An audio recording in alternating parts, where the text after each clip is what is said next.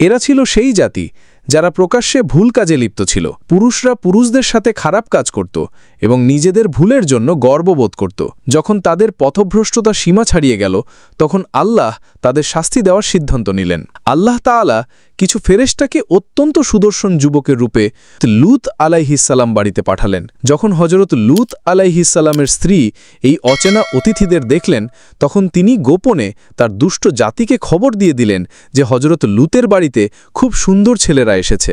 জঙ্গলের আগুনের মতো ছড়িয়ে পড়ল। দুষ্ট লোকেরা হযরত লূতের বাড়ির দিকে ছুটে গেল। হযরত লূত আলাইহিসসালাম শোরগোল শুনে চমকে উঠলেন। যখন সেই লোকেরা দরজা পর্যন্ত পৌঁছে গেল, তখন হযরত লূত আলাইহিসসালাম শেষবারের মতো তাদের বোঝানোর চেষ্টা করে বললেন, আল্লাহকে ভয় করো এবং আমার অতিথিদের লজ্জিত করো না। তোমাদের মধ্যে কি কোনো বধূসম্পন্ন মানুষ নেই? লোকেরা হাসতে হাসতে বলল, যদি তুমি এই সুন্দর ছেলেদের আমাদের হাতে তুলে দাও, তাহলে আমরা চলে যাব। যখন হযরত লূত আলাইহিসসালাম নিরুপায় হয়ে কাঁদতে লাগলেন, তখন ফেরেশতারা বললেন, ভয় পাবেন না, আমরা আল্লাহর ফেরেশতা। এই লোকেরা আপনার কোনো ক্ষতি করতে পারবে না। আপনি আপনার পরিবার নিয়ে এই জনপদ থেকে বেরিয়ে যান এবং কেউ যেন পিছনে ফিরে না তাকায়।